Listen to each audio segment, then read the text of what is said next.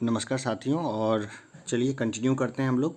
और अभी जो है हम लोग एक सीरीज़ लगाते हैं, टेस्ट सीरीज। ये फिजिक्स का होगा, यानी भौतिक शास्त्र का टेस्ट सीरीज होगा, जिसमें विज्ञान एवं प्रौद्योगिकी में भौतिक विज्ञान को देखेंगे। मात्रक एवं इकाई से संबंधित क्वेश्चन होंगे, मापक यंत्र एवं पैमाने से संबंधित होंगे, यांत्रिकी, गुरुत्वाकर्षण, स्थूल पदार्थों के गुण और प्रकाश से संबंधित इसमें प्रश्न होंगे।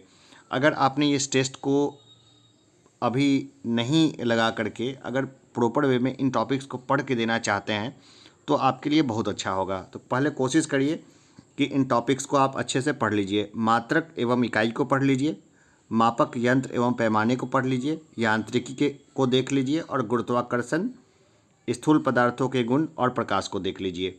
चलिए अब सेट लगाते हैं। पहला देखते हैं, शक्ति का मात्रक है। शक्ति का मात्रक क्या है? तो शक्ति का मात्रक है वाट। बल का मात्रक है। बल का मात्रक क्या है? तो बल का मात्रक है न्यूटन।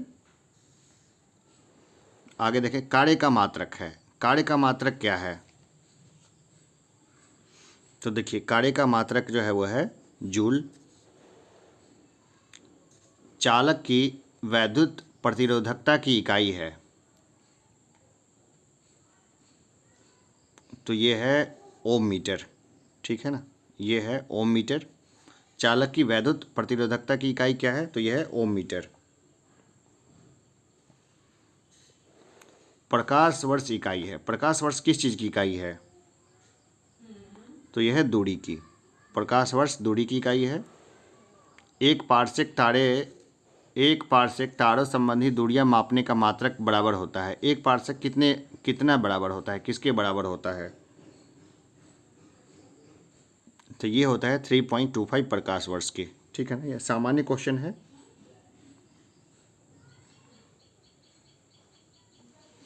आगे देखते हैं, पारसेक मात्रक है। पारसेक किस चीज़ का मात्रक है?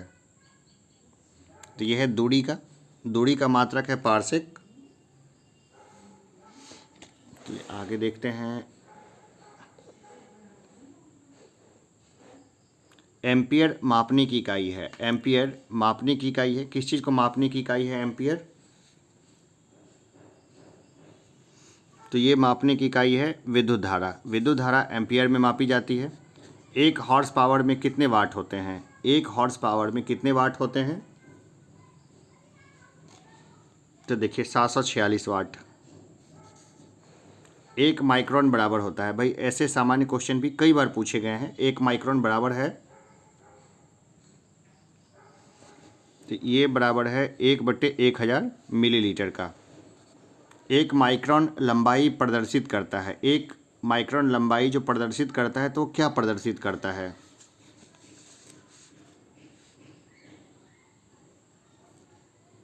ये करता है 10⁻⁻⁴ सेंटीमीटर को। 1 किलोमीटर दूरी का तात्पर्य है भाई 1000 मीटर। भाई एकदम सिंपल है। भाई कितना होगा? तो 1000 मीटर होगा।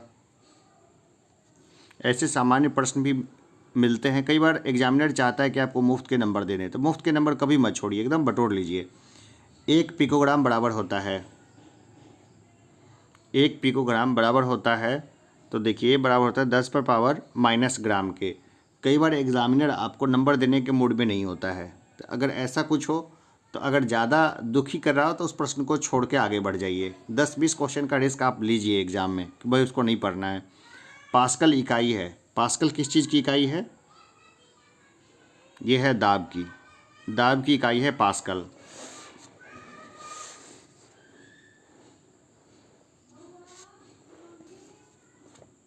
अब देखिए, पारिस्थितिक दबाव, एटमॉस्फेरिक प्रेशर की इकाई क्या है? तो ये है बार। एटमॉस्फेरिक इकाई की जो इकाई है वो है बार। 1 किलोग्राम सेंटीमीटर स्क्वायर दाब समतुल्य है। ये किसके समतुल्य है? तो 1.0 बार के समतुल्य है ये। तेल का एक बैरल न्यून में से लगभग कितना होता है? देखिए, यूपीएससी ने इस प्रश्न को पूछा हुआ है पहले, और बीपीएससी ने ही बाद में पूछा हुआ है। तो यह 159 लीटर है ना। ये तेल चूँकि हमेशा खबरों में रहता है तो ये बेसिक नॉलेज होना चाहिए। निम्न में लंबाई की न्यूनतम इकाई है। जो लंबाई है उसकी न्यूनतम इकाई क्या है? तो ये है फर्मी मीटर। लंबाई की न्यूनतम इकाई क्या है, तो यह है फर्मी-मीटर। क्यूसेक में क्या मापा जाता है, ठीक है ना। आप देखिए कि क्यूसेक जो है वो हमेशा चर्चाओं में रहता है। तो क्यूसेक में क्या मापा जाता है, तो जल का बहाव मापा जाता है, ठीक है ना। क्यूसेक में क्या मापा जाता है, जल का बहाव,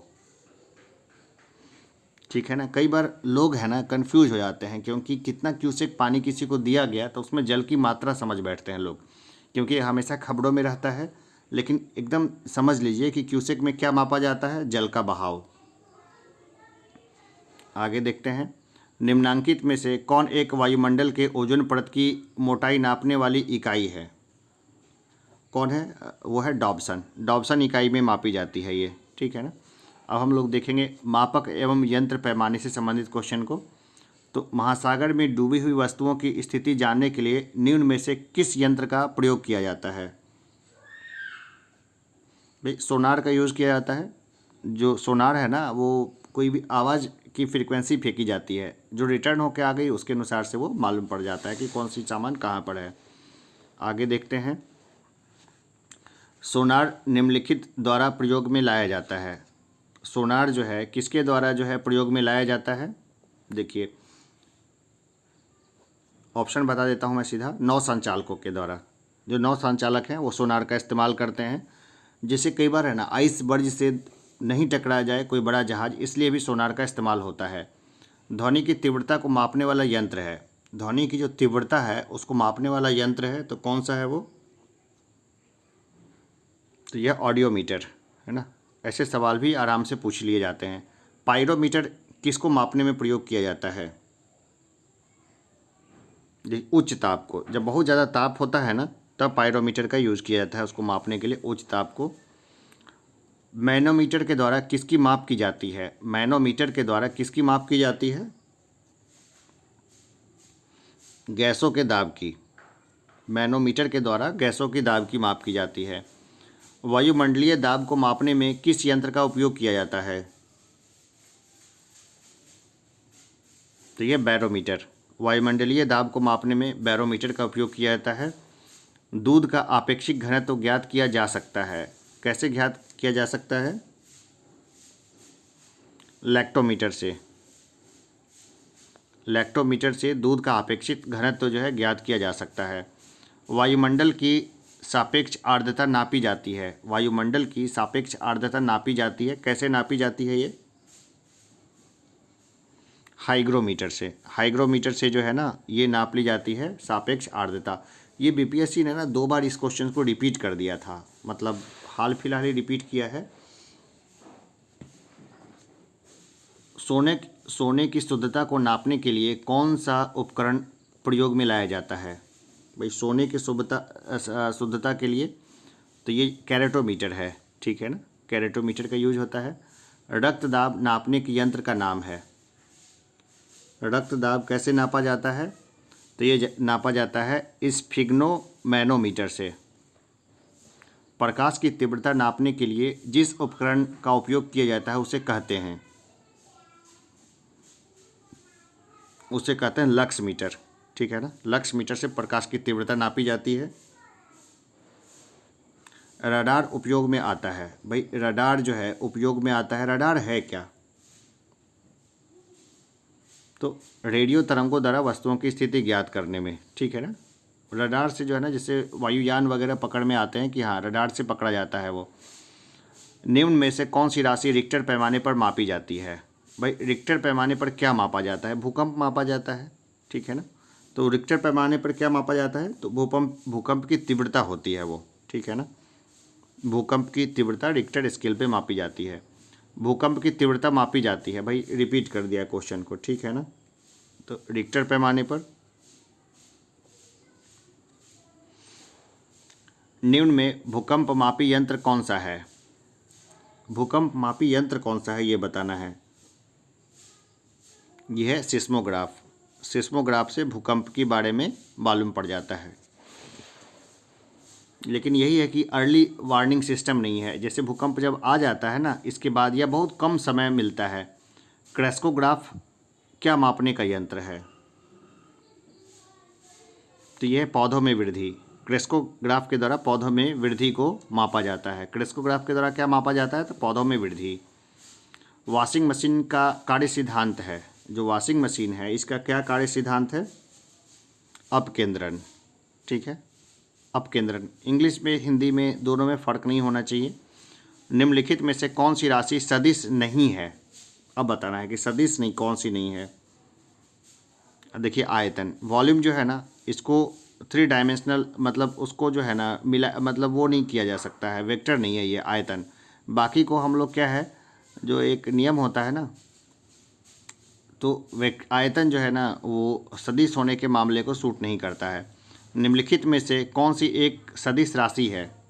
अब देखिए कौन सी सदिश राशि है, तो यह संवेग। संवेग क्या है? सदिश राशि है।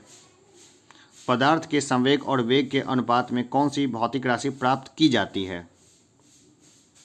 देखिए द्रव्यमान। द्रव्यमान हो जाएगा P इजकल टू एम भी, ठीक है ना, और P इजकल टू एम भी होता है, P इजकल टू एम भी, ठीक है। और नीचे में मास को कर दीजिए तो यहाँ से आपको भी हो जाएगा, तो इसको कट क्रॉस कर दीजिए, जो बचेगा वो हो जाएगा। सिंपल सा है, कभी कभी कॉमन सेंस का यूज़ कर लेना चाहिए। बल गुणनफल है। बल किस चीज़ का गुणनफल है? द्रव्यमान और त्वरण का। द्रव्यमान और त्वरण का गुणनफल है बल। ऊर्जा संरक्षण का आशय है कि, ऊर्जा संरक्षण का क्या आशय है? तो यह ऊर्जा का न तो सृजन हो सकता है और न ही विनाश होता है, ऊर्जा का बस रूपांतरण होता है। एक ट्रेन जैसे ही चलना आरंभ करती है उसमें बैठे हुए यात्री का सिर पीछे की ओर झुक जाता है, इसका कारण है, इसका कारण क्या है? गति का जड़त्व, ठीक है ना, इसका कारण है गति का जड़त्व। सड़क पर चलने की अपेक्षा बर्फ पर चलना कठिन है, क्योंकि, क्योंकि क्या है? तो बर्फ में सड़क की अपेक्षा घर्षण कम होता है, ठीक है ना, कम घर्षण होता है तो लोग फिसल के ज़्यादा गिरने के चांसेस होते हैं। एक व्यक्ति कार से जो विराम में बैठा है, सड़क से कार के पहिए, 4 पहियों में से प्रत्येक पर प्रतिक्रिया आर है। जब कार सीधी समतल सड़क पर चलेगी तो अग्र पहियों में प्रत्येक पर प्रतिक्रिया से क्या परिवर्तन होगा? देखिए क्या परिवर्तन होगा, तो यह आर से कम होगा, ठीक है ना, सिंपल है, आर से कम होगा। तेल से अंशतः भरा हुआ तेल का एक टैंकर, तेल से अंशतः भरा हुआ तेल का एक टैंकर समतल सड़क पर आगे की ओर एक समान त्वरण से जा रहा है। तेल का मुक्त पृष्ठ, तो देखिए तेल का जो मुक्त पृष्ठ होगा उसकी क्या स्थिति होगी? तो वो देखिए परावली वक्र। देखिए इसमें क्या है, 46 नंबर क्वेश्चन है हमारा, 46 नंबर क्वेश्चन है कि तेल से अंशतः भरा हुआ तेल का एक टैंकर समतल सड़क पर आगे की ओर एक समान त्वरण से जा रहा है, तेल का मुक्त पृष्ठ क्या होगा? तो इसमें क्या है, परवली वक्र का आकार लेगा, ठीक है ना। लेकिन इसमें यह भी हो सकता है कि क्षैतिज से इस प्रकार आना तो होगा कि पिछले सिरे पर अधिक गहराई होगी। तो 46 नंबर क्वेश्चन को हम लोग आगे इस तरह छोड़ के आगे बढ़ते हैं, जैसे कि इसमें दोनों ही चीज़ हो सकती है, ई उत्तर पे भी हम लोग जा सकते हैं, ठीक है ना। फिर भी 46 नंबर क्वेश्चन को छोड़ देता हूँ मैं आप लोगों के ऊपर में, अपना खुद करिए इसको, क्योंकि एग्जामिनर जो है ना इसका जो है वो सी भी दे सकता है, डी भी दे सकता है और ई भी दे सकता है, तो ये उसके ऊपर निर्भर करता है। त्वरण ज्ञात करने का सही सूत्र कौन सा है? जो त्वरण v is equal to u plus a t होता है, सीधा सा सूत्र है, ठीक है ना। तो त्वरण ज्ञात करने का सूत्र क्या हो जाएगा? a is equal to v minus u by t, ठीक है ना, a is equal to v minus u by t. अब गुरुत्वाकर्षण से संबंधित प्रश्नों को लेते हैं। निम्नलिखित में से किसने न्यूटन से पूर्व ही बता दिया था कि सभी वस्तुएं पृथ्वी की ओर गुरुत्वाकर्षित होती है? तो ये थे ब्रह्मगुप्त, ठीक है ना। ब्रह्मगुप्त ने बहुत पहले ही बता दिया था कि सभी वस्तुएं जो हैं पृथ्वी की ओर गुरुत्वाकर्षण के कारण गिरती है। गुरुत्वाकर्षण का सिद्धांत किसने दिया? भाई एकदम सिंपल क्वेश्चन है, गुरुत्वाकर्षण का सिद्धांत किसने दिया? आइजैक न्यूटन ने, ठीक है ना, आइजैक न्यूटन ने दिया। गुरुत्वाकर्षण के सार्वभौमिक नियम का प्रतिपादन किसने किया? गुरुत्वाकर्षण के सार्वभौमिक नियम का प्रतिपादन किसने किया? तो ये भी किया किसने? न्यूटन ने। अंतरिक्ष यात्री निर्वात में सीधे खड़े नहीं रह सकते हैं, क्योंकि भाई गुरुत्व नहीं होता है, सिंपल सा है, क्या नहीं होता है? गुरुत्व नहीं होता है।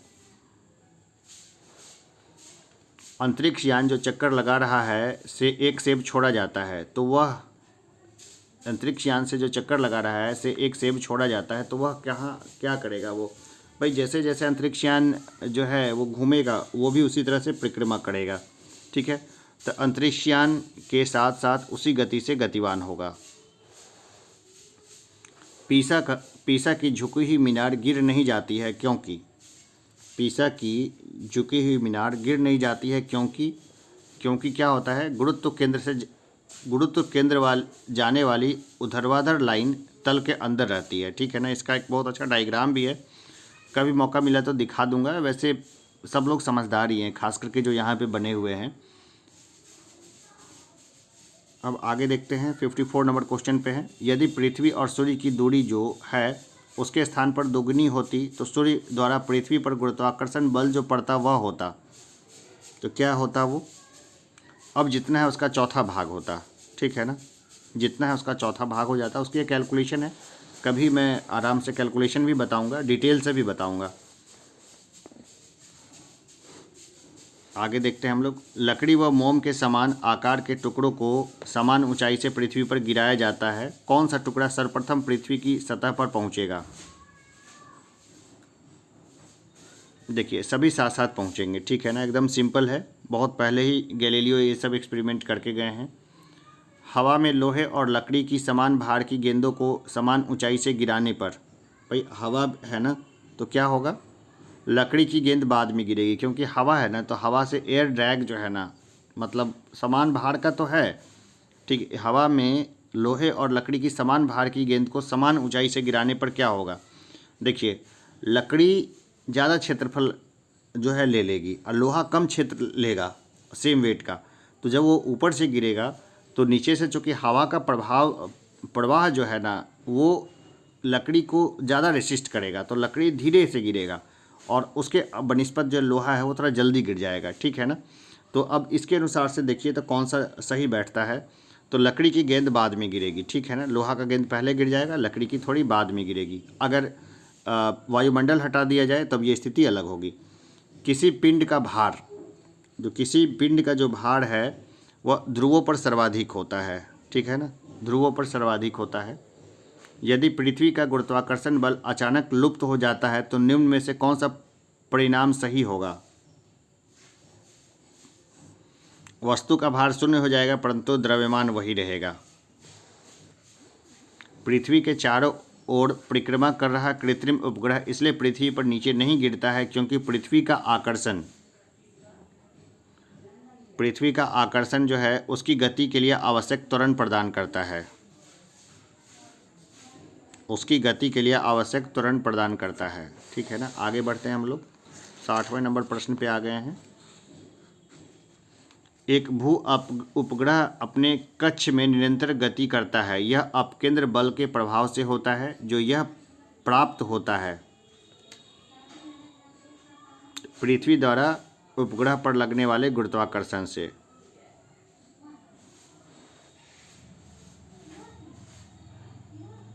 किसी लिफ्ट में बैठे हुए व्यक्ति को अपना भार कब अधिक मालूम पड़ेगा? जब भाई लिफ्ट ऊपर जाएगी तो अलग मालूम होगा, तो जब लिफ्ट त्वरित गति से ऊपर जा रही हो तब।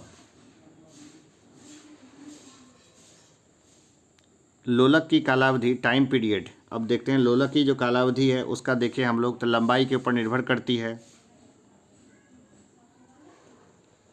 लोलक घड़ियां गर्मियों में सुस्त हो जाती हैं क्योंकि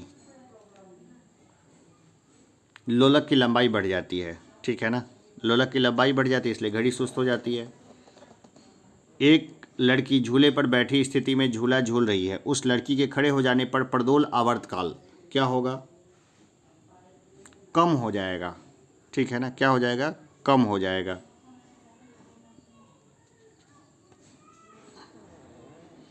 पेंडुलम घड़ी तीव्र गति से चल सकती है। भाई पेंडुलम घड़ी तीव्र गति से चल सकती है, कब चल सकती है? शीतकाल में। शीतकाल में पेंडुलम घड़ी जो है वो तीव्र गति से चल सकती है। पृथ्वी का प्लायन वेग है, पृथ्वी का जो है प्लायन वेग है कितना है? 11.2 किलोमीटर सेकेंड है पृथ्वी का प्लायन वेग। अगर किसी वस्तु को 8 किलोमीटर प्रति सेकंड के वेग से अंतरिक्ष में फेंका जाए तो क्या होगा? वह वापस पृथ्वी पर आ गिरेगी। भाई 11.2 किलोमीटर प्रति सेकंड से ज़्यादा होगा तभी तो ऊपर जाएगी। चंद्रमा पर वायुमंडल नहीं होने का क्या कारण है? इस पर गैस अणुओं का पलायन वेग उनके वर्ग माध्य मूल वेग से कम होता है। ठीक है, ये कारण है। अब स्थूल पदार्थों के गुण को देखते हैं कि वर्षा की बूंद की गोलाकार आकृति का कारण है पृष्ठ तनाव। क्या कारण है? तो पृष्ठ तनाव। तेल जल के तल पर फैल जाता है क्योंकि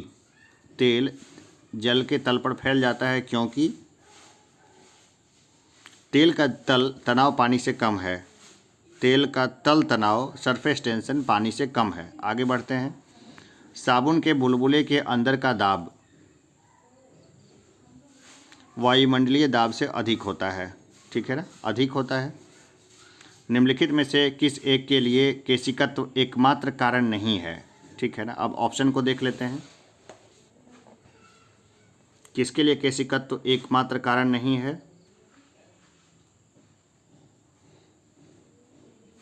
तो ये देखिए, पौधों की जड़ों से जल का इसके पर्ण समूह की ओर बढ़ना। बत्ती वाले स्टोव में किरोसिन की बत्ती में ऊपर चढ़ने का कारण है पृष्ठ तनाव। ऊपर चढ़ने का कारण पृष्ठ तनाव। एक केश नली में जल की अपेक्षा एक तरल अधिक ऊंचाई पर चढ़ता है तो इसका कारण है तरल का पृष्ठ तनाव जल की अपेक्षा ज़्यादा है।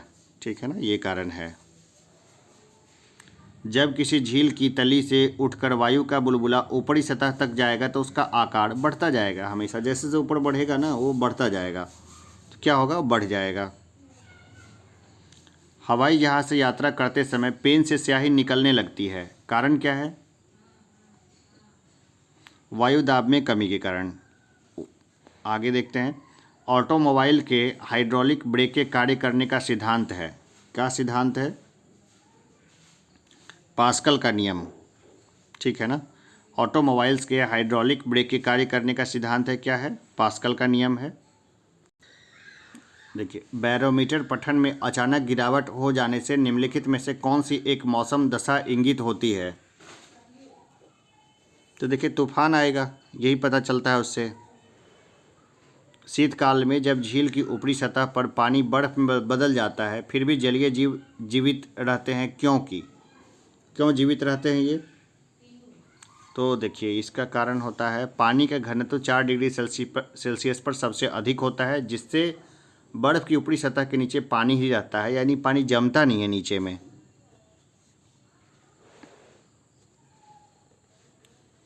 बर्फ़ जमी झील के अंदर मछलियां जीवित रहती है क्योंकि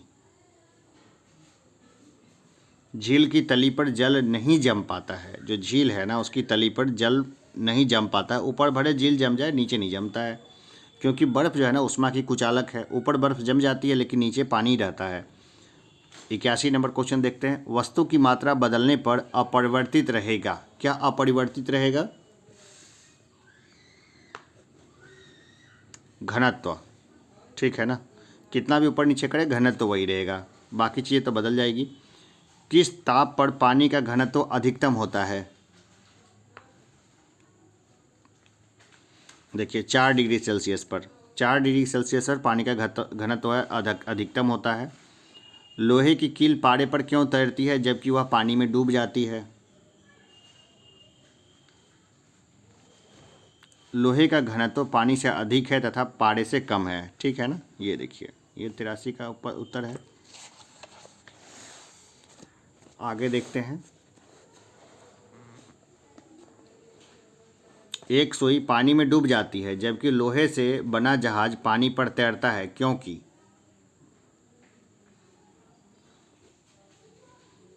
सुई का आपेक्षित घनत्व उसके द्वारा हटाए गए हुए पानी के आपेक्षित घनत्व से अधिक होता है। देखिए, अगर बहुत सावधानी से अगर एक सुई को रखा जाए तो वो भी सरफेस टेंशन के अनुसार से तैर जाएगी, लेकिन यहाँ मामला अलग है। एक खास बनावट होता है जिसके कारण जो है वो पानी का जहाज़ जो है लोहे से बना होता है और वो तैरता है। उसका जो बनावट और बाकी चीज़ें होती है जिसके कारण घनत्व पर इफेक्ट पड़ता है। चलिए आगे बढ़ते हैं। लोहे की सुई पानी की सतह पर किस कारण से तैरती रहती है? देखिए आ गया वही पुराना क्वेश्चन, किस कारण से तैरती रहती है, तैरती किस कारण से है? तो पृष्ठ तनाव के कारण। सावधानी से रख दीजिए किसी चीज़ को, वो आराम से उस पर टिक जाएगी। बस सरफेस टेंशन डिस्टर्ब हो गया तो डूब जाएगी। जब कुएं से पानी की बाल्टी को ऊपर खींचते हैं तो हमें महसूस होता है कि बाल्टी पानी की सतह से ऊपर भारी हो गई है, ठीक है ना। बादलों के वायुमंडल में तैरने का कारण है घनत्व, ठीक है ना। घनत्व जो होता है ना उसके कारण बादल कम, घनत्व हवा का घनत्व ज़्यादा है, बादल का कम हो गया तो हवा में तैर गई। समुद्र में पलवन करते हुए आइसबर्ग का कितना भाग समुद्र की सतह से ऊपर होता है? 1/9 भाग ऊपर होता है। पानी के एक गिलास में एक बर्फ़ का टुकड़ा तैर रहा है, जब बर्फ़ पिघलती है तो पानी के स्तर पर क्या प्रभाव पड़ेगा? कोई प्रभाव नहीं पड़ेगा, सिंपल है, उतना ही होगा, जितना है उतना ही होगा। आगे देखते हैं इसको। पानी के 4 डिग्री सेल्सियस पर शरीर तैरता है, यदि तापमान 100 डिग्री सेल्सियस हो जाए तो।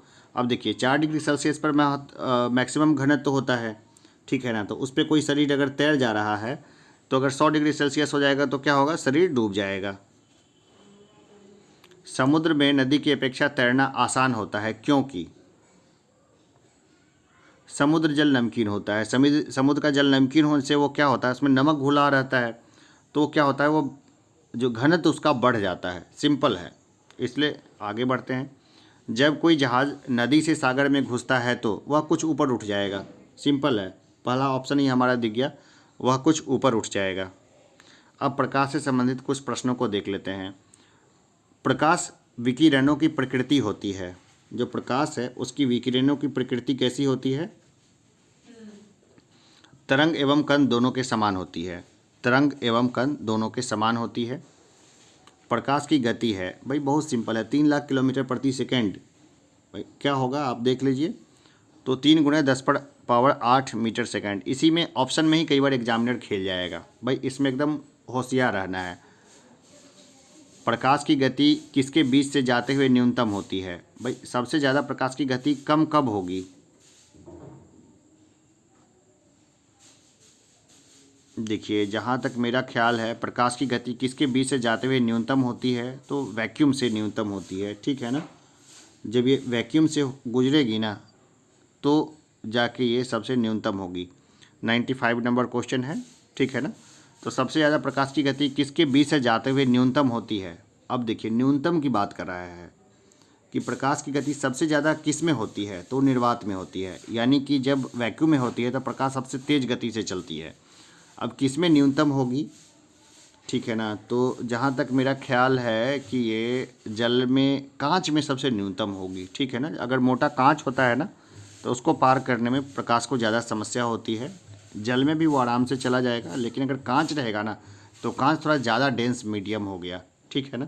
जैसे बहुत बड़ा कांच बना दीजिए, उसमें से प्रकाश को गुजारिए तो बहुत न्यूनतम होगी, जल में तो चला भी जाएगा। तो यहाँ पे उत्तर होगा कांच। चलिए ऐसे ट्रिकी क्वेश्चन भी कई बार अच्छे लोगों को उलझा देते हैं, ठीक है ना। आगे देखते हैं। सूर्य के प्रकाश को धरती की सतह पर पहुंचने में लगने वाला समय है, देखिए 8.5 मिनट लगता है, ठीक है ना। 8 मिनट 6 सेकंड 8 सेकंड के वगैरह कुछ लगता है इसमें, ठीक है। तो इसका उत्तर हो जाएगा सी। प्रकाश तरंगों के वायु से कांच में जाने पर जो चर वेरिएबल्स प्रभावित होते हैं वो हैं तरंग दैर्ध्य और वेग, ठीक है ना। तरंग दैर्ध्य और वेग प्रभावित होते हैं। जब जल एक माध्यम से दूसरे माध्यम में जाता है तो निम्न में से कौन सा एक अपरिवर्तित रहता है? आवृत्ति। आवृत्ति जो है ना वो अपरिवर्तित रहता है।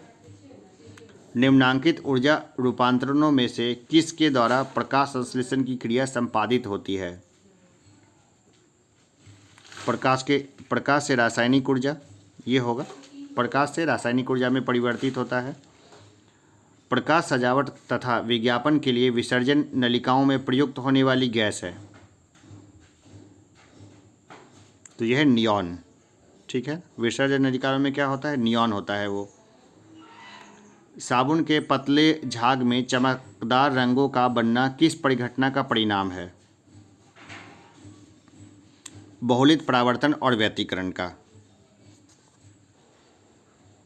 पूर्ण आंतरिक परावर्तन होता है जब प्रकाश जाता है हीरे से कांच में। हीरे से कांच में जाएगा तो क्या होगा? पूर्ण आंतरिक परावर्तन होगा। चलिए आगे देखते हैं हम लोग। प्रकाश तंतु यानी ऑप्टिकल फाइबर जिस सिद्धांत पर काम करता है वह है पूर्ण अभ्यांतर यानी आंतरिक परिवर्तन, टोटल इंटरनल रिफ्लेक्शन बोलेंगे हम लोग इसको। तंतु प्रकाशिकी संचार में संकेत किस रूप में प्रवाहित होता है?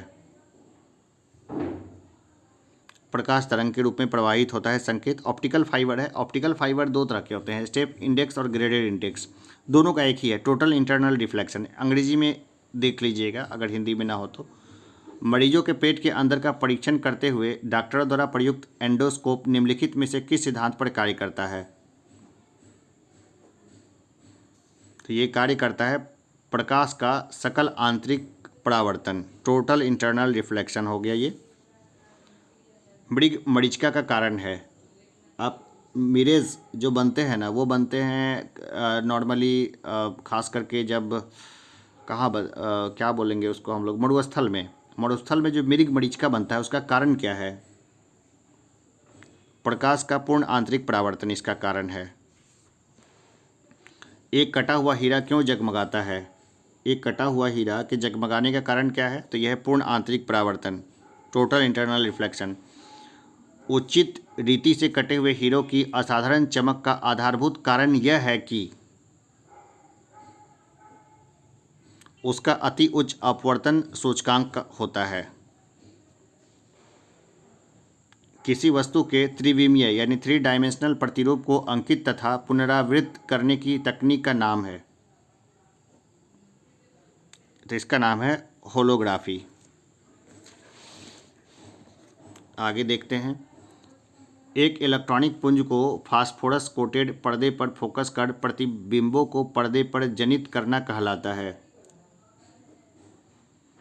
ये कहलाता है रोस्टर स्कैन।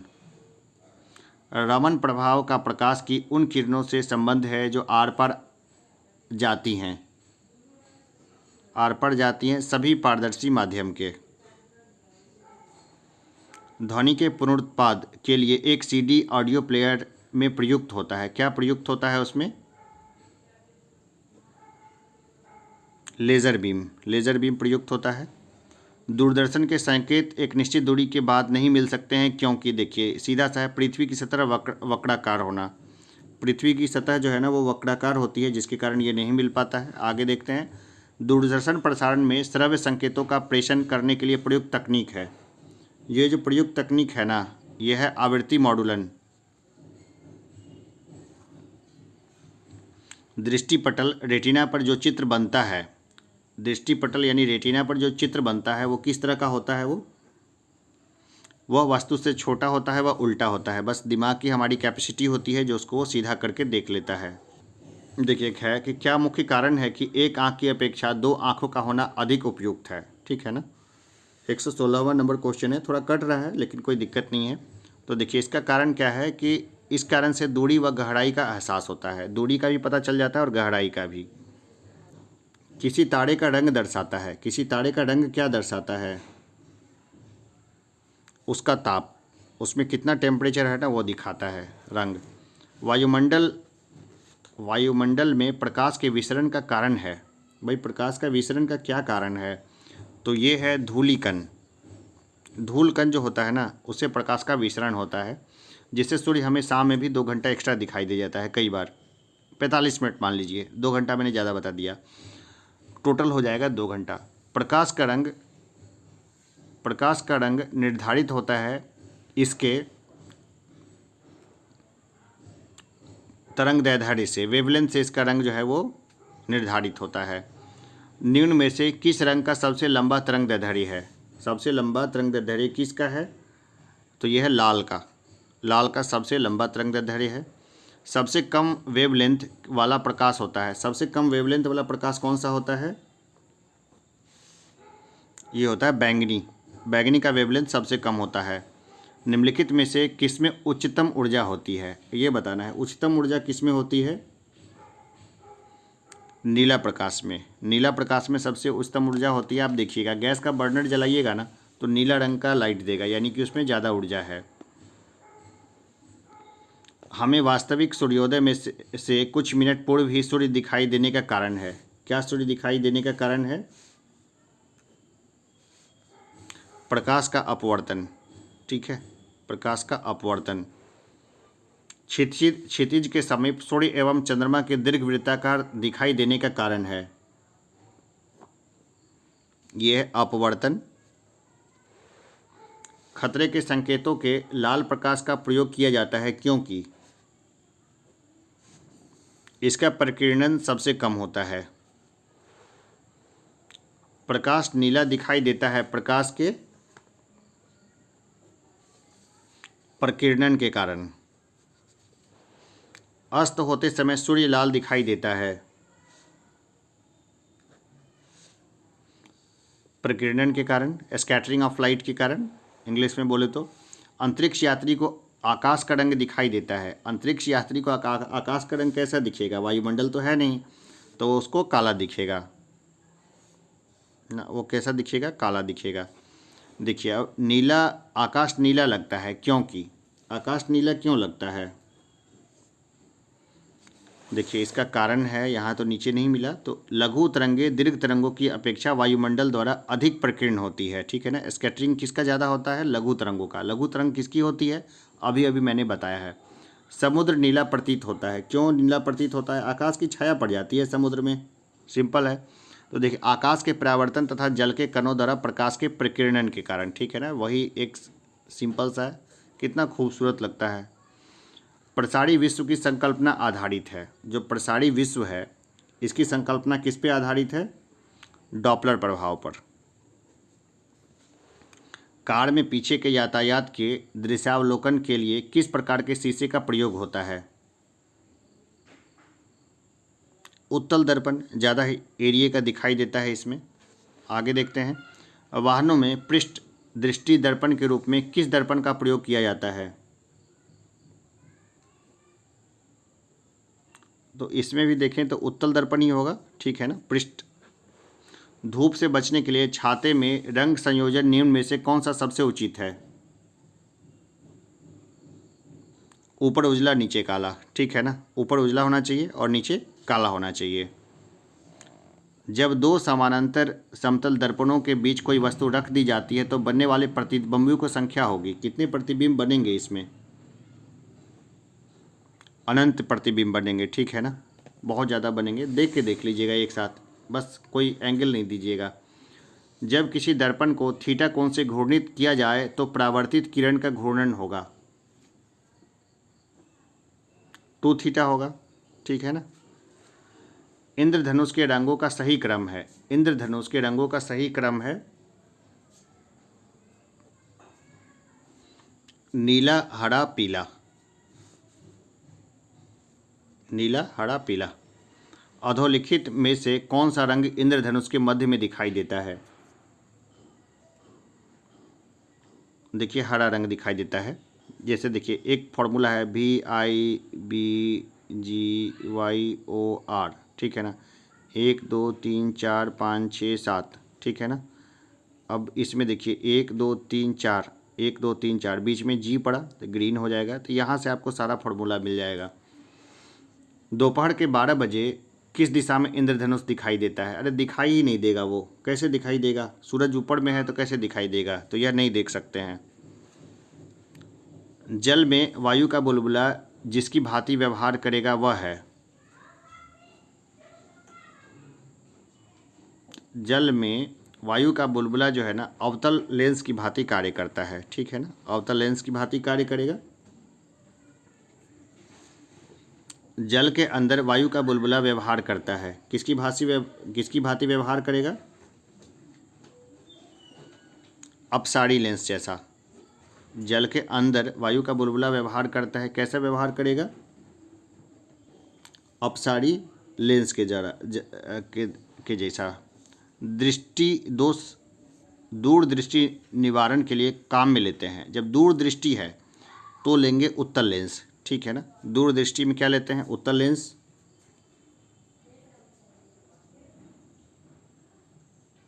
एक मिनट रुक जाइए। जब दूर दृष्टि है, जब ये दूर दृष्टि में क्या होता है? दूर की जो चीज़ें हैं उसको हम लोग ठीक से देख सकते हैं, ठीक है ना। और देखिए यहाँ पे 2 बार उत्तल लेंस दिया हुआ है, ठीक है ना। तो ऐसा भी कई बार होगा कि 2 सही हो जाएंगे, तो ई उत्तर लगा दीजिएगा। वैसे बीपीएससी इस तरह के क्वेश्चंस को छाट देगी, ठीक है ना।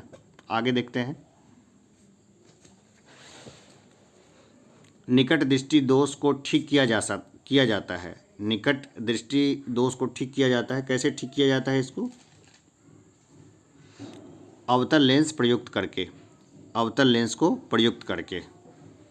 जब एक व्यक्ति तीव्र प्रकाश क्षेत्र से अंधेरे कमरे में प्रवेश करता है तो उसे कुछ समय के लिए स्पष्ट दिखाई नहीं देता है, बाद में धीरे धीरे उसे चीज़ें दिखाई देने लगती है। इसका कारण है, इसका कारण क्या है?